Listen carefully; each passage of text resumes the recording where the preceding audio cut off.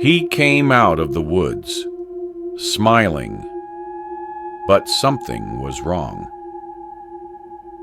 True horror story. My brother Jason and I moved out to Colorado several years back. We both wanted to live by the mountains, but neither of us could afford to on our own. So we split the rent on a townhome in the suburbs right outside of Denver. This worked out perfectly because we were only 10 to 15 minutes away from a huge line of mountains. One thing I will mention about these nearby hiking and camping trails, though, is that they're pretty packed. It's so accessible to everyone around, and to tourists, that almost any time of the year, it's hard to find solitude. Because of this, me and my brother decided to plan a 3-day backpacking trip that would take us away from the crowd of people and hopefully give us some peace and quiet. I trusted him to route our trip, and a couple weeks later, we drove down to the trailhead. Only one other car was parked there when we arrived. It was some old-looking SUV covered in dust, looking like it had been through a rough drive. Seeing as it was likely only one other person was hiking this route, we went in with a positive attitude. The first day of backpacking was an 8-mile hike. Most of the terrain was actually flat, until we got to the last couple miles where we started up a mountainside. It was pretty tiring, but Jason promised that the campsite would be worth it, and it turned out he wasn't lying at all. About 3/4 up the mountain, there was a small flat area right on the side of the cliff, with a view of the whole valley. It was stunning, especially with the sun starting to set. After taking in the view, we started pitching our tents, then gathered up some sticks and stones to make a fire pit with. Once the fire was going, we sat down and just talked. I don't even have any idea how long we were talking for. At least 2 hours or something, when we both heard something from the trail. We instantly went silent, listening. As footsteps started making their way up the trail and toward our campsite, a minute later, a man came out of the dark and into the far light coming from our fire. He wasn't wearing a headlamp, which every hiker and camper knows is an absolute must when there's even the possibility of being out in the dark. As he walked up, I think both Jason and I knew something was wrong. He had a grin on his face just as he approached the campfire. "Hey, did you need something?" Jason asked, standing up. The man looked at Jason, then at me, keeping his grin as he started to explain himself. He said he was a park ranger and had been following our trail for a while. He said this section had been closed off for the season and we couldn't be here. Something was really off, though, because we knew this park was open, and we had even gotten permits from the state the day prior to camping out there. We also knew that park rangers would not be out here in the middle of a mountain trail at night. But if he wasn't who he said he was, then what was he doing out here? I could tell Jason's mind was racing too, as we both looked at the man and started asking questions, but he cut us off quickly. "You both need to leave with me right now. Pack up and follow me. I'll lead you guys back to the trailhead." We stood there in silence for a moment, taking in what he just said and realizing that there was something seriously wrong here. The man still stayed by the fire with that same grin on his face. "No, we're staying here," Jason said. The man looked at him again, then at me, keeping that same eerie grin as he just turned around and walked away, terrified. We didn't even speak for a few minutes, just listening to make sure he didn't come back. Then we grabbed some more dry sticks and rekindled the fire. Neither of us were sleeping, We stayed up the entire night, sometimes hearing what we thought were footsteps again, but never seeing the man. Once the sun was up, we packed and left, cutting our trip short and retracing the trail back to our car.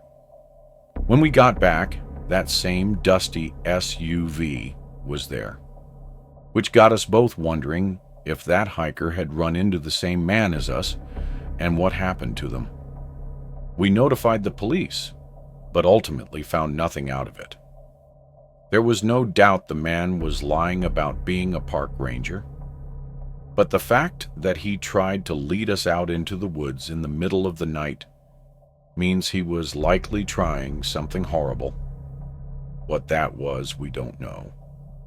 But it seems like the other hiker may have been unfortunate enough to find out. But first, did you know that 98% of people who watch my videos aren't subscribed? That means you. And yes, I am speaking specifically to you. Probably aren't. So, now would be a great time to leave a like on the video and subscribe. Anyhow, I used to go camping all the time with some of my buddies from college. But once we graduated, we could never find time anymore. Everyone's schedules were different. So I ended up going out on my own. There was a camping ground that we used to go to a lot, so I played it safe and went to that same place. It was somewhat far out and not the easiest to get to, but that's why I liked it. Nobody would ever be there because there were a lot of easier options nearby to camp at.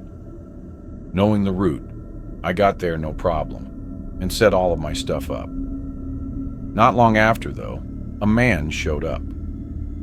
He looked like any other hiker, but he only had a small backpack, so definitely no tent or camping gear. The only thing that had me questioning why he was here was that this wasn't a very scenic spot or anything. It was a nice place to camp because it was an open area with trees around. But if you're not camping, then there would be no reason to hike all the way out here. I didn't think all that much about it at the time because the man seemed normal enough. Maybe he just wanted a quiet space to relax for a bit. I stayed by my tent, and the man stayed on the other side of the campgrounds. Around 6, I walked away from my tent to cook my food, and it was around this time that I saw the man finally leave. I thought it was a little late to be walking back because it was going to be completely dark in less than an hour, and the hike was probably 3 hours. Other than that, I was just happy to be alone now. I boiled some water with my mini stove and made one of my freeze-dried meals, then went back near my tent and sat down. The sun was just about gone, so I brought out a small lantern and hung it on the side of the tent as I stayed outside and took in the atmosphere. It suddenly hit me that I was alone out there, and that usually this is when we'd all gather around and talk by a campfire. But by myself, I didn't really have anything to do. After a while, I turned off the lantern and went inside my tent, laying down and turning in for the night.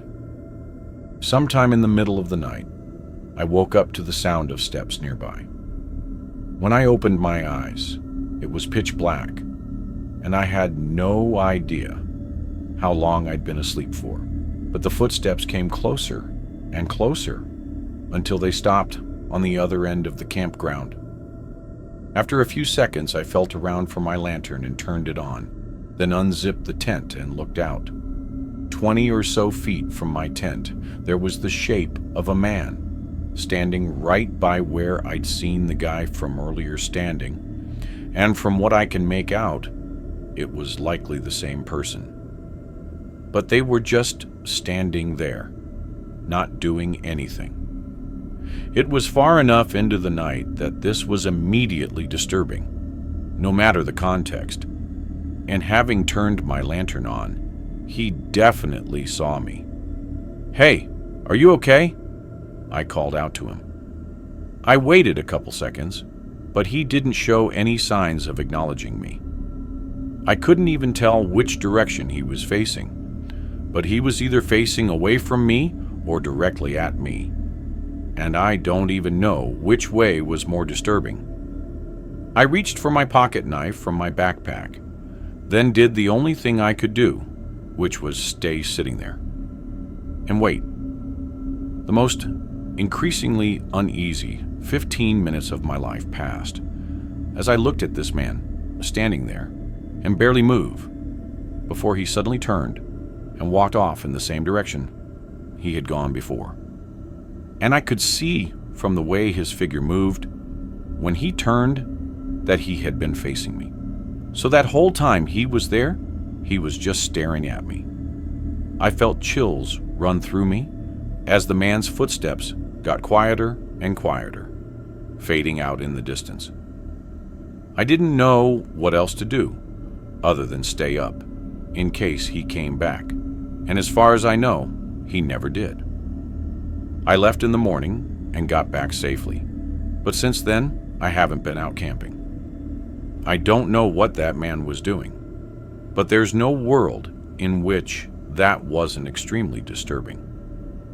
Maybe I scared him off by waking up and watching him to make sure he didn't do anything, but that just terrifies me to think about if I hadn't woken up that night. I was out camping in the backcountry near where I lived. I'm not much of a hiker, so I never take trails more than a mile or two. This one was just over a mile from the campsite to the trailhead where my car was parked. I'd been spending the weekend there, camping out by the lake, and was planning on staying for another 2 nights on the 3rd day. I spent the morning hiking back to my truck and grabbing my fishing rod and some spare food, then hiking back to the camp. I thought I'd try my luck at fishing while I had the time. When I got back to the camp, though, there was another tent set up. It was farther down on the edge of the lake, and I didn't see anyone by it. Initially, I didn't care. But then it came through my mind that I hadn't seen anyone on the only trail leading to this part of the lake. Then again, there could be some other path that I just didn't know about. Whatever the case, I set up my rod and got to fishing. Every 20-ish minutes, I'd glance over at the tent on the side of the lake, but at no point during the 3 hours I was out there did I see anyone. Once the sun was starting to get lower, I packed up my rod and went back to my tent. I ate and got some sticks for the campfire, then waited for it to get a little darker before lighting it up. As soon as I did, I saw someone's shadow move in the forest ahead of me.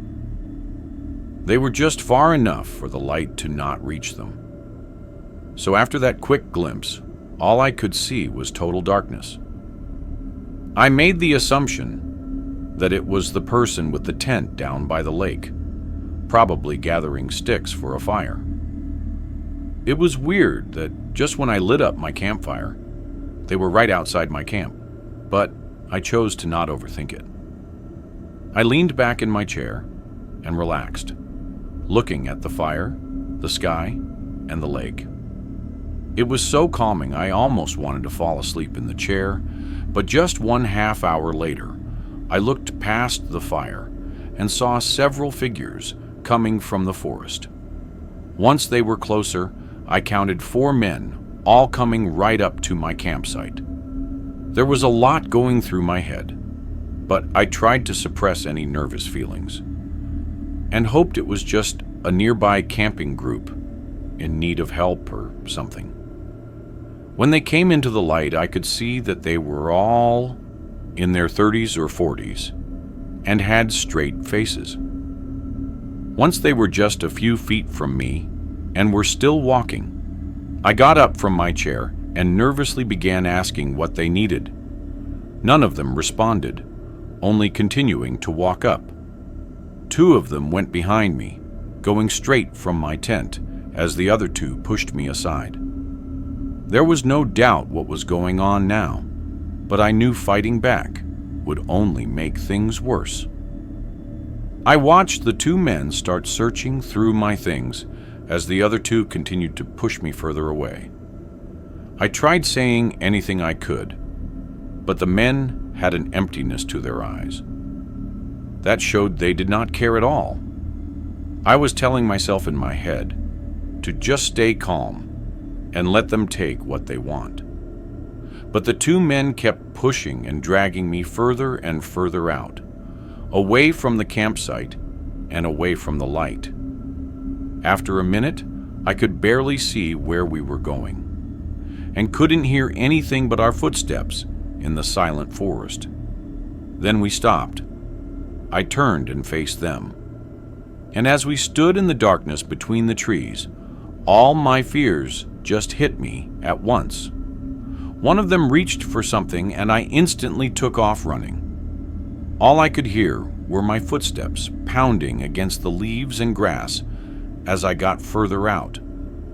I still had a general sense of direction, so I tried to get back to the trail.